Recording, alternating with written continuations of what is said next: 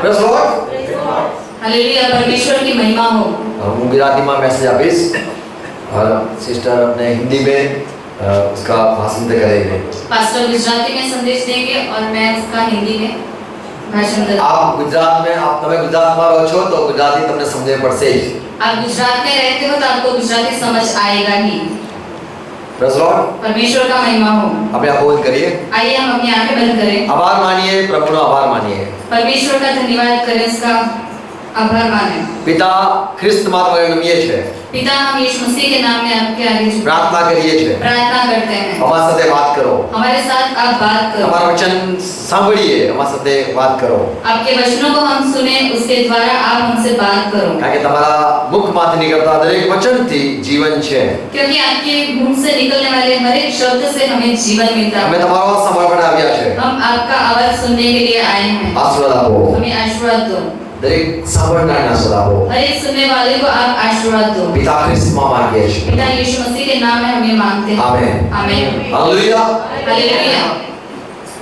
આજે જીવન વિશે હું કહેવા માંગુ છું। आज जीवन के बारे में मैं कहने जा रहा हूँ। જીવન એટલે આપણે જે રોજ જીવીએ છે એને કદાચ માનીએ છે।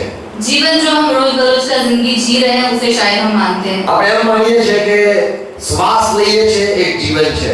हम शायद ऐसा मानते हैं कि हम जो सांसें ले रहे हैं वो जीवन है। આપણે વધીએ છે એને જીવન માનીએ છે। हम जो बढ़ते हैं उसे हम जीवन मानते हैं। આપણે કોઈ तरक्की કરીએ છે એને જીવન માનીએ છે।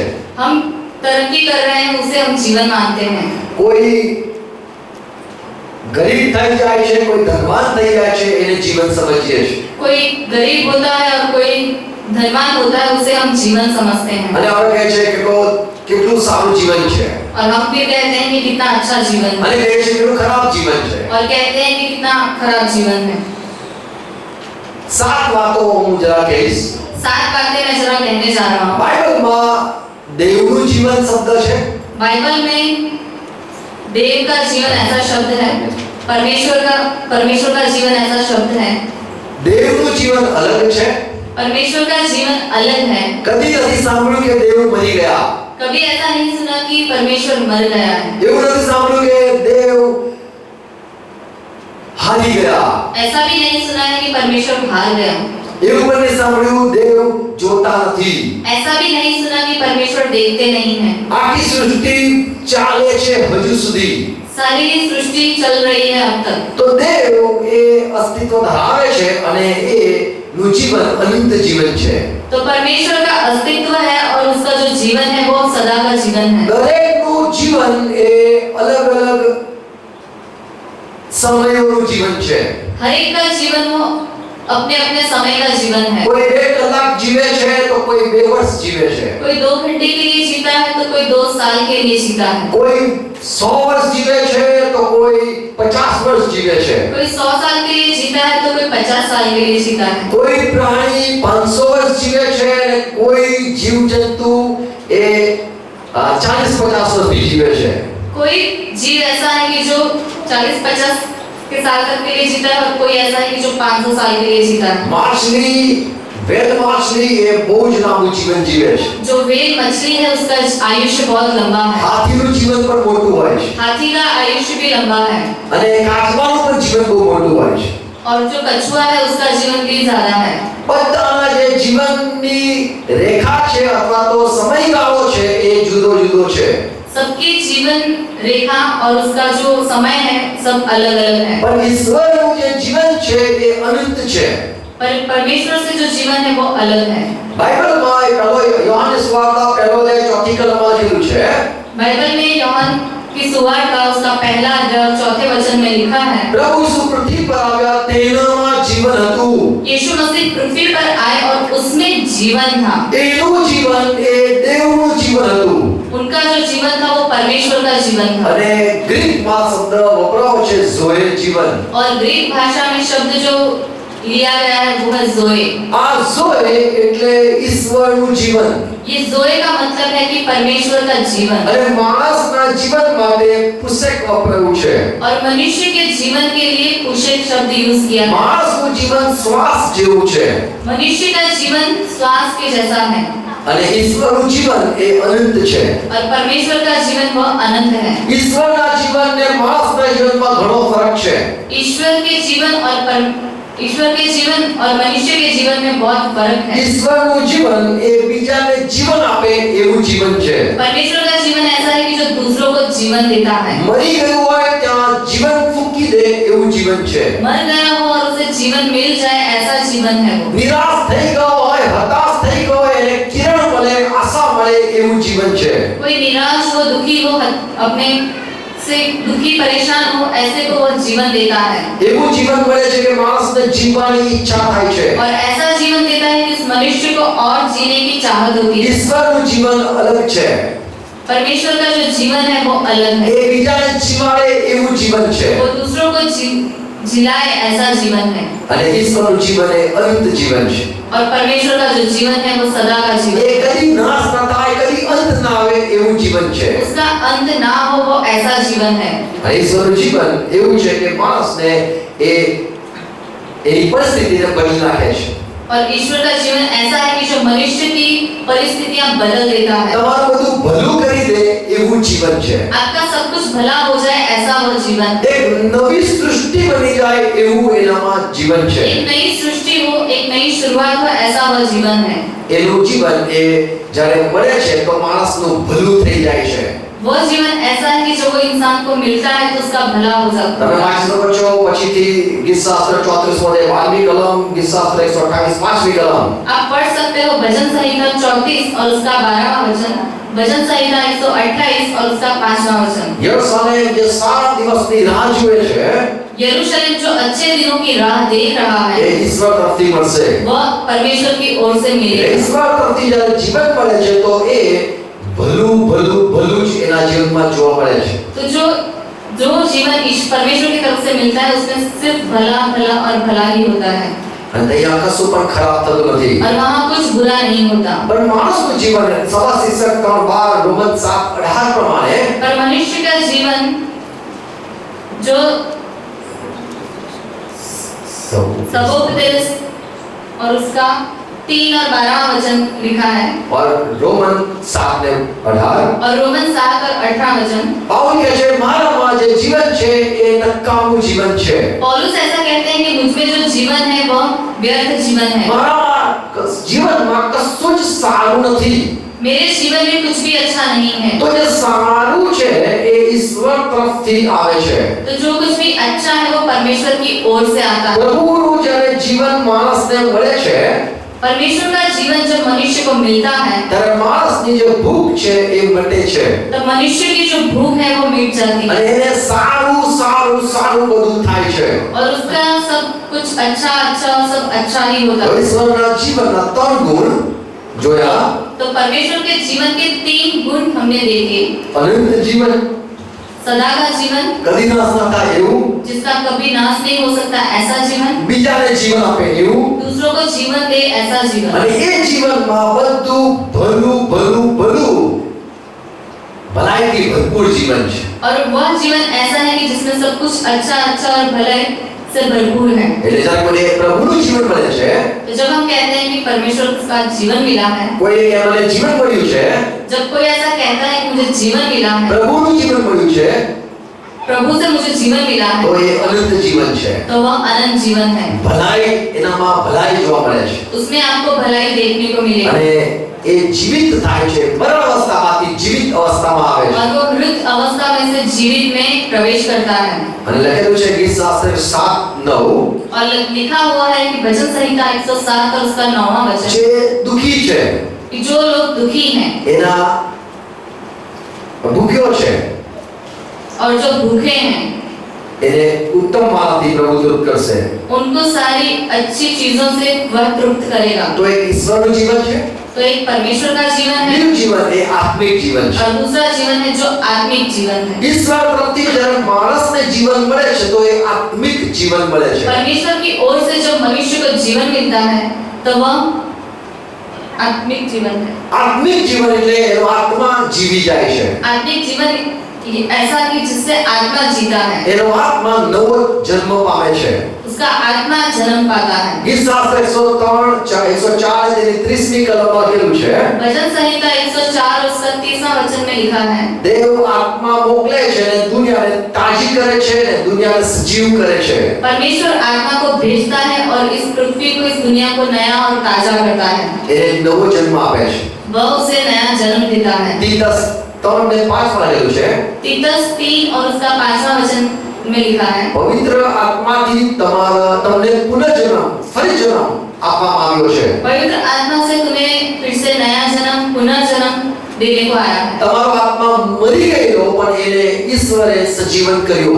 तुम्हारा आत्मा मर चुका था पर उसे फिर से जिलाया गया है। અને જ્યારે કોઈ આત્મિક એનું જીવન અમને આત્માનો જીવન મળે છે और जब किसी की आत्मा को जीवन मिलता है તો એ આત્મામાં ચાલે છે, तो वो आत्मा में चलता है, આત્મામાં જીવે છે. आत्मा में जीता है। ગલાતી 5:16, ગલાતી 5:25 गलातियों की पत्री 5 और उसका 25 और 5 और 16 અહીંયા લખી છે આત્માથી માણસ ચાલવા લાગે છે, यहाँ लिखा है कि मनुष्य आत्मा से चलने लगता है, આત્માથી જીવે છે, आत्मा से जीता है, આત્માથી બોલે છે. आत्मा से बोलता है। યોહાન 3:34 यूहन्ना की सुवार्ता 3 और उसका 34वां वचन અને પહેલો કોrinથી 2:6 और पहला कोरिन्थियों का पत्र 2 और उसका 6ठा वचन, આત્માથી એ જીવે છે, आत्मा से वह जीता है, આત્માથી તે બોલે છે, आत्मा से वह बोलता है, આત્માથી તે શીખે છે. आत्मा से वह सीखता है। પહેલો કોરિન્થી 2:13 कोरिन्थियों का पहला पत्र और उसका दूसरा अध्याय 13वां वचन, માણસ આત્માથી શીખે છે. मनुष्य आत्मा से सीखता है। તો એ ઈશ્વરનો આત્મા માણસને આત્મિક કરી નાખે છે. तो परमेश्वर का आत्मा मनुष्य को आत्मिक करता है। યોહાન 6:63 यूहन्ना की सुवार्ता 6 और उसका 63वां वचन, પ્રભુએ કીધું, परमेश्वर ने कहा, મેં જે વાતો કહી એ તો આત્મિક વાતો કહી. प्रभु ने कहा कि मैंने जो बातें कही हैं वो आत्मिक बातें कही हैं। તો એ આત્માથી માણસ જ્યારે જન્મ પામે છે, तो उस आत्मा से जब मनुष्य जन्म पाता है, ઈશ્વરથી માણસનો આત્મા જ્યારે જીવિત થાય છે परमेश्वर से जब इंसान का आत्मा जीवन पाता તો है એ આત્મિક થઈ જાય છે. तो वह आत्मिक बनता है। અને એ આત્મા બોલે છે, એ આત્મા ચાલે છે, એ આત્મા જીવે છે.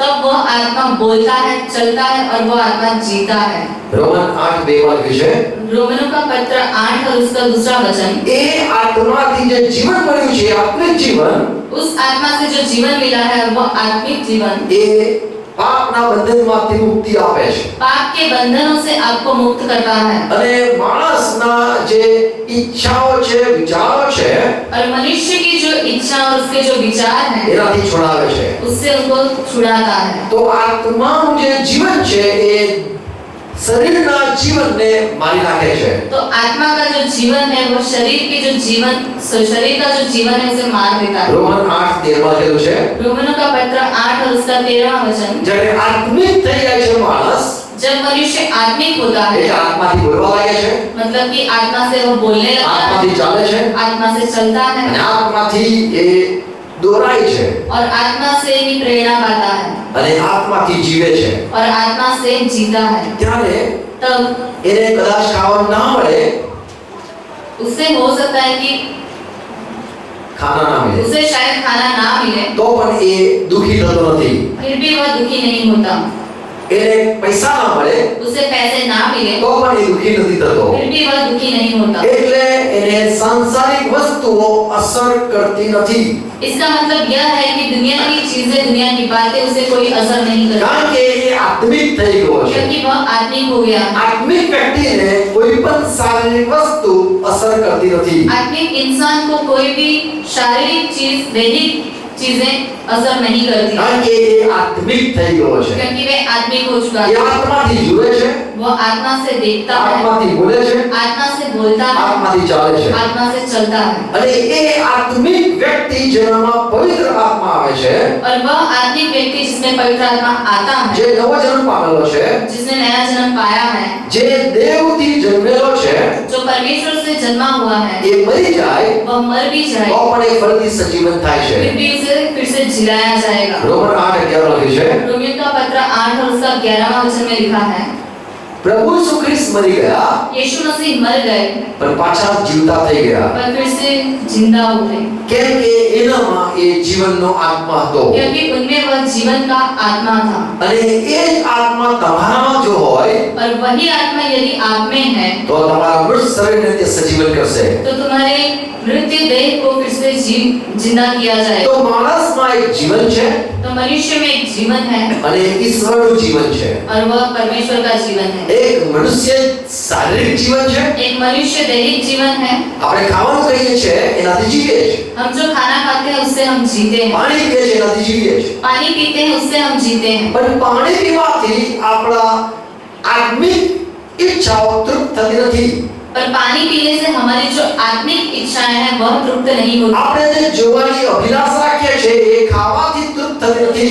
हम जो देखने की अभिलाषा रखते हैं, इच्छा रखते हैं, वो खाने से पूरी नहीं होती।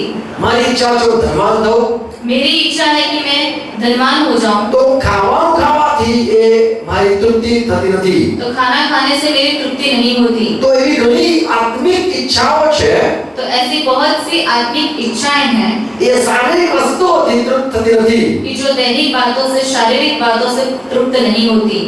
માણસને ધૂળમાંથી લેવામાં આવેલો છે मनुष्य को मिट्टी में से बनाया गया અને પાછો ધૂળમાં પડી જશે। और वह फिर मिट्टी में ही मिल પણ जाएगा। જે આત્મા છે और जो आत्मा है એ દેવથી જન્મે છે, वह परमेश्वर से जन्म पाता કારણ है। કે દેવનું જે જીવન છે क्योंकि परमेश्वर का जो जीवन है એ કોઈને પણ જીવન આપી શકે वह છે, किसी को भी जीवन दे सकता है, જીવન બદલી શકે છે जीवन को बदल सकता है અને જીવતું કરી શકે છે। और उसे जीवित कर सकता है।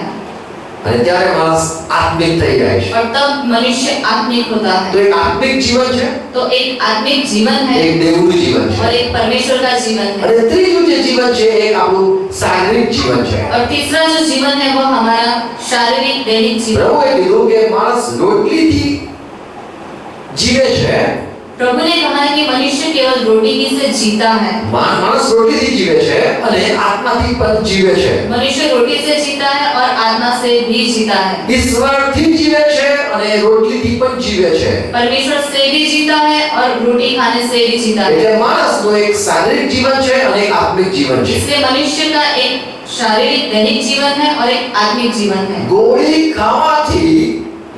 ખાવાથી दवाई खाने से, गोली खाने से આપણા આત્માને કશો અસર થતો નથી। हमारी आत्मा को कोई असर नहीं होता। આપણા વિચારો બંધ થતા નથી, हमारे जो विचार हैं वो बंद नहीं होते, આપણી ઈચ્છાઓ બંધ થતી નથી। हमारी इच्छा बंद नहीं होती। પ્રભુએ ઝાડપાન બનાવ્યા, परमेश्वर ने झाड़पान बनाए। બધી સૃષ્ટિમાં જે બધું સર્જન કર્યું છે सारी सृष्टि में जिन चीजों की रचना हुई है એ બધું માણસના ખાવા માટે છે, वह सब मनुष्य के खाने के लिए है, માણસના માટે છે। मनुष्य के लिए है। તો માણસને એક જીવન છે, ભૌતિક જીવન, तो मनुष्य का एक जीवन है कि जो भौतिक जीवन અને है બીજું છે આત્મિક જીવન। और दूसरा है आत्मिक जीवन। પ્રભુ કીધું યોહાન 4:4 માણસ કેવળ રોટલીથી નહીં પણ દેવના મુખમાંથી નીકળતા પ્રત્યેક વચનથી જીવશે।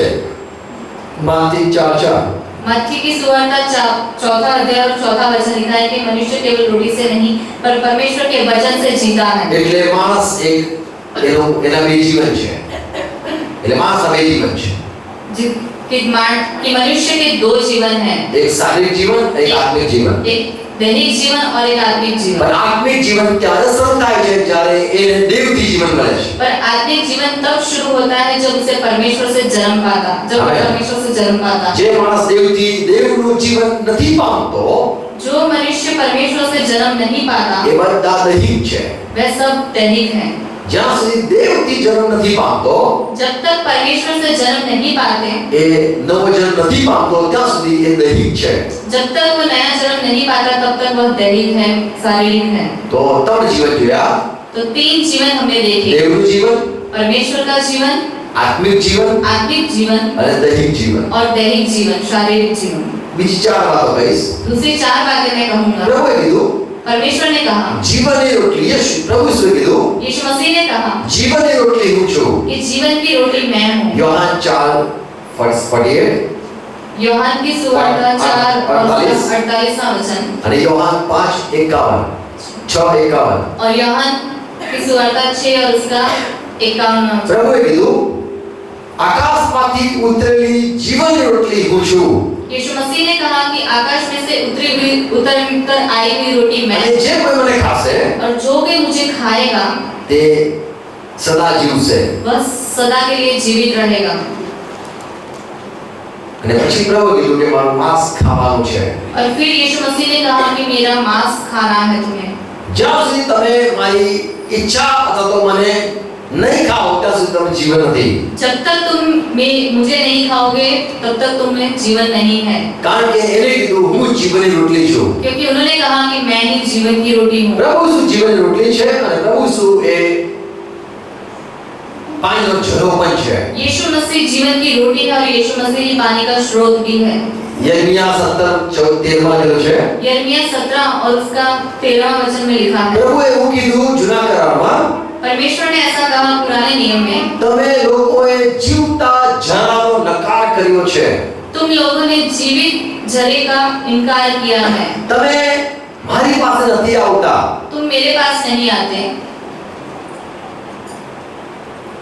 તમે મારો નકાર કર્યો છે तुमने मेरा इनकार किया है, તમે મારી વાત સાંભળી નથી तुमने मेरी बात नहीं मानी।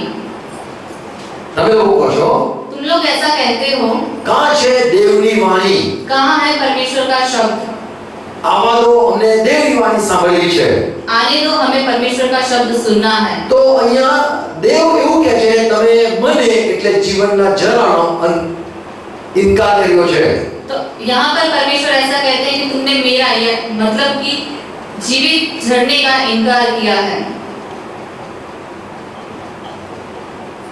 અને લોકોએ કીધું અમને સાયા કરો और लोगों ने कहा कि हमें चंगाई दो, અમને બચાવો हमें बचाओ, કે અમે તારી સ્તુતિ કરીએ कि हम तेरी स्तुति करें। પણ લોકોએ જીવનના ઝરાનો નકાર કર્યો पर लोगों ने उस जीवित झरने का, उस जीवित पानी का इनकार किया। તો દેવ જીવનનો પ્રભુ શું જીવનનો ઝરો છે પ્રભુ શું જીવનની રોટલી છે तो यीशु मसीह जीवन का झरा है और यीशु मसीह जीवन की रोटी है। એટલે એ જ છે સ્ત્રોત કે જયથી માણસને જીવન મળે છે कि वही है ऐसा स्रोत कि जिससे मनुष्य को जीवन मिलता है। એટલે ઈશ્વરનું જે જીવન છે એ પ્રભુ ઈસુમાં છે અને મને પ્રભુ ઈસુની જરૂર છે तो ईश्वर का जो जीवन है वो यीशु मसीह में और मुझे यीशु मसीह की जरूरत है। એટલે મને જીવન કાંથી મળશે તો એ પ્રભુ ઈસુને પામવાથી મળશે तो मुझे जीवन कहाँ से मिलेगा? तो मुझे जीवन यीशु मसीह को पाने से मिलेगा। Praise God. परमेश्वर की महिमा हो। બાઇબલમાં બીજો શબ્દ છે જીવનનો મુગટ बाइबल में दूसरा शब्द है कि जीवन का ताज। યાકૂબનો પત્ર પહેલો અધ્યાય બાદ નીકળો याकूब पर उसका पहला अध्याय और उसका 12वां वचन। થોડું સાંભળજો थोड़ा सुनिएगा। Praise God.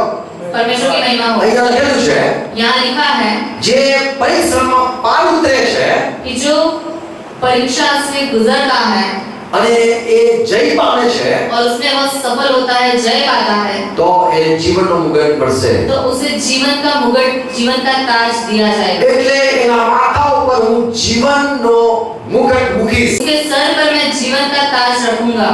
એટલે એ સદા જીવશે એવું આશીર્વાદ આપીશ कि वह सदा के लिए जिएगा, ऐसा आशीर्वाद मैं उसे તો दूंगा। જેના માથા ઉપર જીવનનો મુગટ છે એ અમર થઈ ગયો છે जिसके सर पर जीवन का ताज है वह अमर हो चुका है।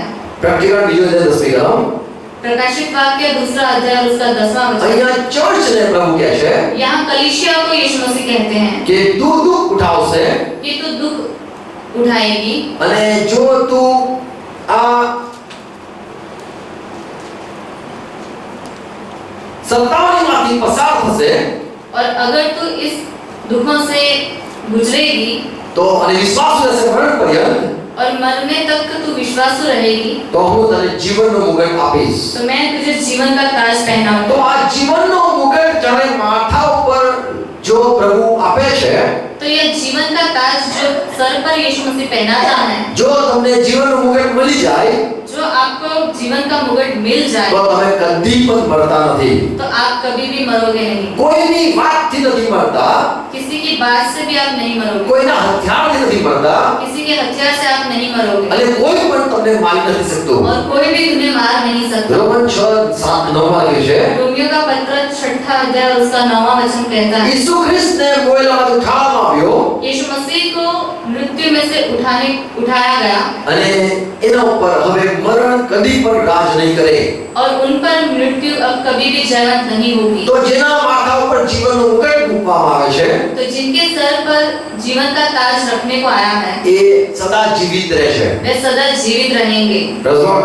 परमेश्वर की તો બાઇબલમાં દેવનું જીવન, तो बाइबल में है परमेश्वर का जीवन, બાઇબલમાં છે આત્માનું જીવન, बाइबल में है आत्मा का जीवन, બાઇબલમાંથી જોયું શારીરિક જીવન, और बाइबल में से हमने देखा कि शारीरिक जीवन, અને બાઇબલમાંથી જોયું જીવનની રોટલી, જીવનનો ઝરો, और बाइबल में से हमने देखा कि जीवन की रोटी है और जीवन का झरना અને है, બાઇબલમાં જોયું કે જીવનનો મુકટ. और बाइबल में से हमने देखा कि जीवन का ताज भी है। બીજી એક વાત બાઇબલમાંથી જોઈએ, दूसरी बात है हम बाइबल में से देखेंगे જીવનનું ઝાડ, कि जीवन का झाड़ અને है, બીજું છે જીવનનું પુસ્તક. और दूसरा है जीवन की किताब। જીવનનું પુસ્તક શું છે जीवन की किताब जीवन का અને જીવનનું क्या है? ઝાડ શું છે? और जीवन का जो झाड़ है वो क्या है? ઉત્પત્તિમાં 3 અને 22મી કલમ એ આદમને જ્યારે વાડીમાં મૂકવામાં આવ્યો उत्पत्ति उसका 3रा अध्याय और 22वां वचन, जब आदम को उस वाड़ी में रखने को एदन बाग में रखा गया, ત્યાં ઈશ્વરે એક બે ઝાડ બનાવ્યા. वहां परमेश्वर ने 2 झाड़ बनाए थे। એક બે આત્મિક ઝાડ હતા. 2 आत्मिक झाड़ थे, એક ભલું બુરું જાણવાનું વૃક્ષ एक भला बुरा जानने वाला वृक्ष અને બીજું એક વૃક્ષ હતું જીવનનું વૃક્ષ. और दूसरा एक झाड़ था कि वो जीवन का था। અને આ બંનેઓને જે ઝાડ હતા એમાં બિયા હતા. और ये जो दोनों झाड़ थे दोनों के ही बीज नहीं थे। ઈશ્વરે એવું રોપ્યું परमेश्वर ने ऐसा उगाया કે ખાવ અને એમાંથી ઉગે ઉગ્યા જ કરશે, એને બીજે રોપાય નહીં.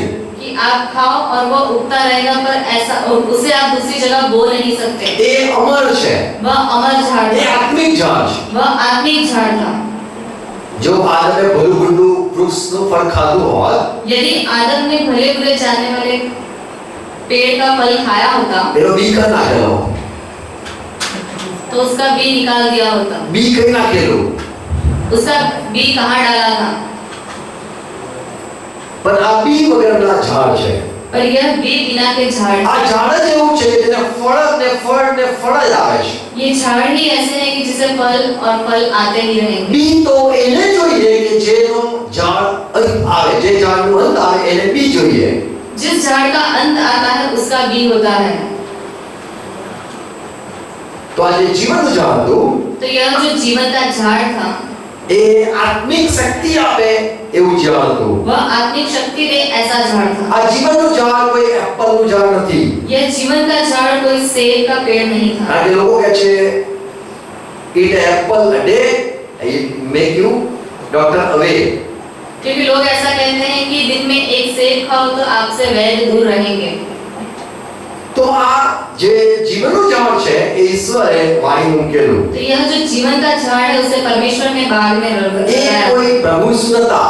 वह कोई यीशु मसीह नहीं थे। આ જીવનનું ઝાડ કોઈ બાઇબલ નથી. यह जीवन का झाड़ कोई बाइबल नहीं અને था, આ જીવનનું ઝાડ કોઈ માનના નથી और यह जीवन का झाड़ कोई माना नहीं था કે દૂધ કોઈ ખાતા હતા. कि जो दूध खाते थे। અને આ જીવનનું ઝાડ કોઈ આત્મા નથી, કોઈ આત્મા કે દૂધ નથી ઉભો.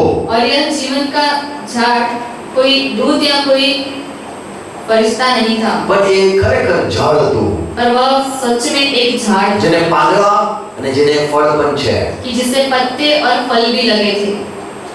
તો એક સાચી વાત છે, એવી તો 7 વાતો છે જીવનના ઝાડ વિશે.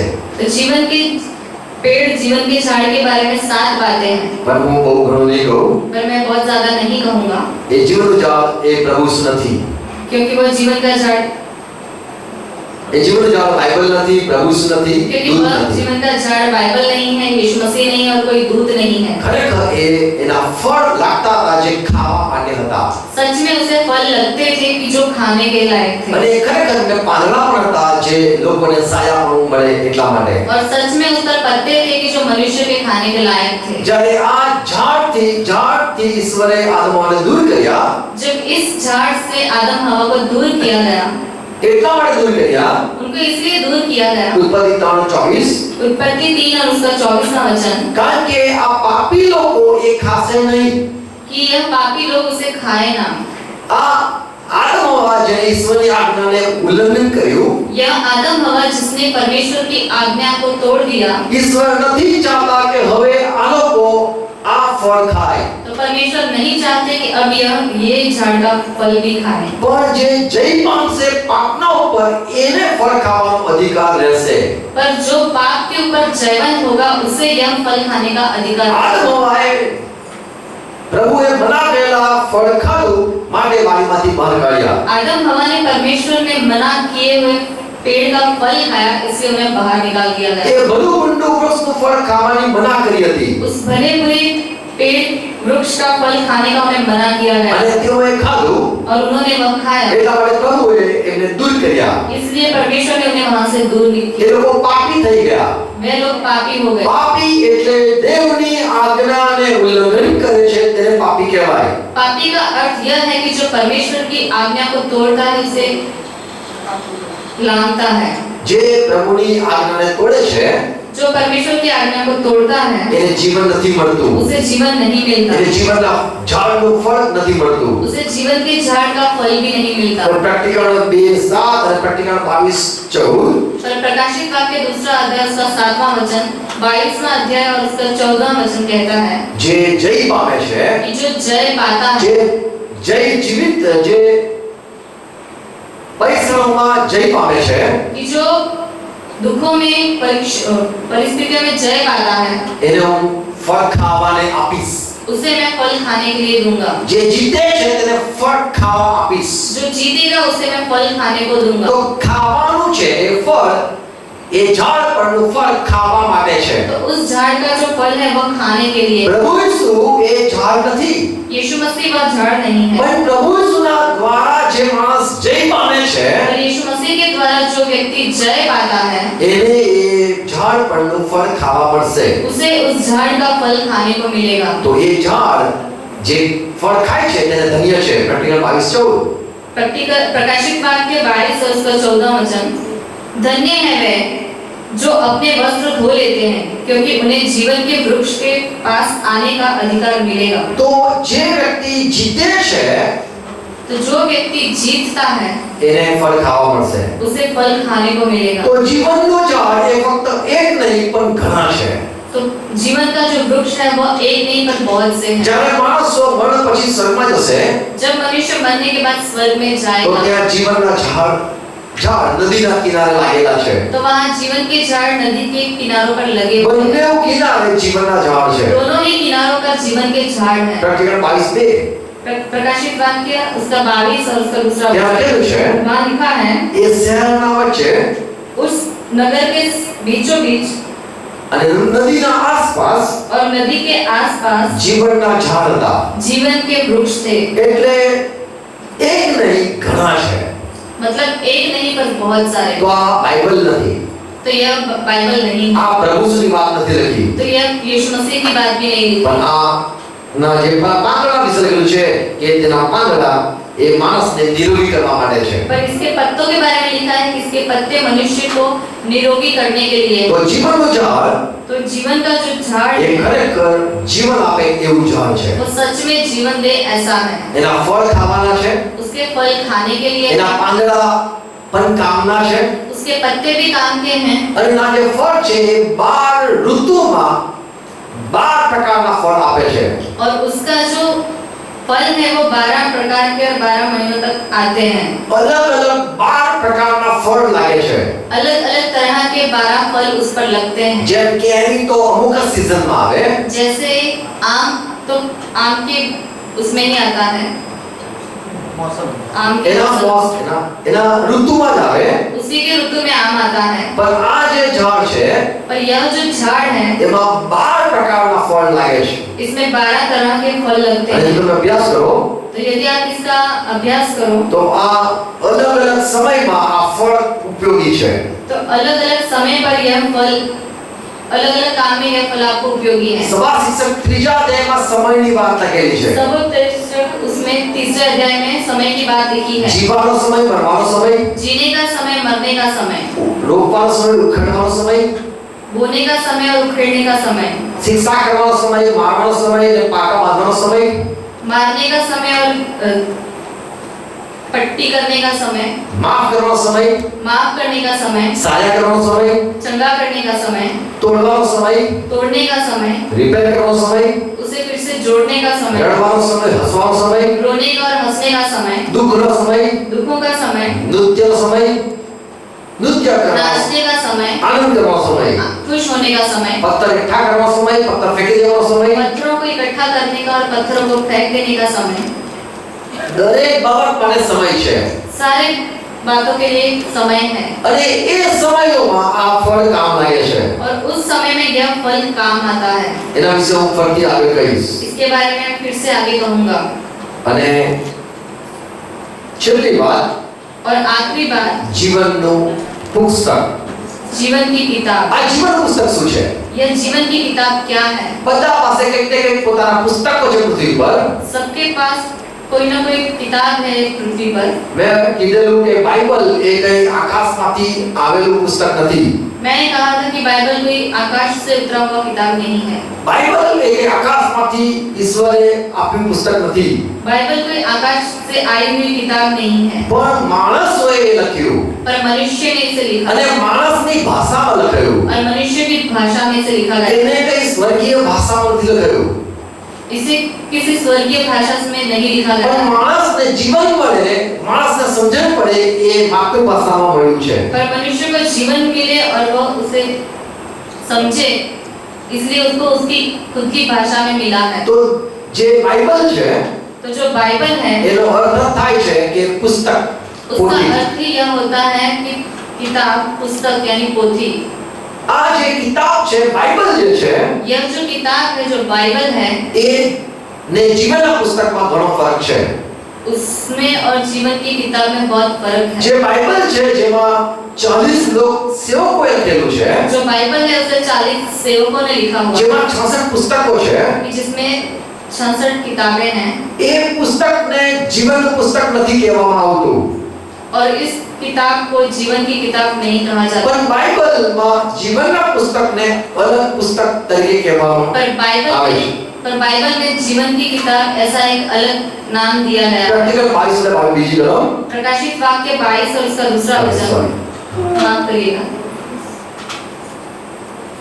પ્રેક્ટિકલ 3 અને 5મી કલમ। प्रकाशित वाक्य 3रा अध्याय और उसका 5वां वचन। પ્રભુએ કીધું, यीशु मसीह ने कहा જે કોઈ મને બધાના વચ્ચે પ્રભુ તરીકે સ્વીકારશે, कि जो कोई मुझे सबके बीच में यीशु प्रभु कहकर स्वीकारेगा, ग्रहण करेगा, એનું નામ હું જીવનના પુસ્તકમાં લખીશ। उसका नाम मैं जीवन की पुस्तक में लिखूंगा।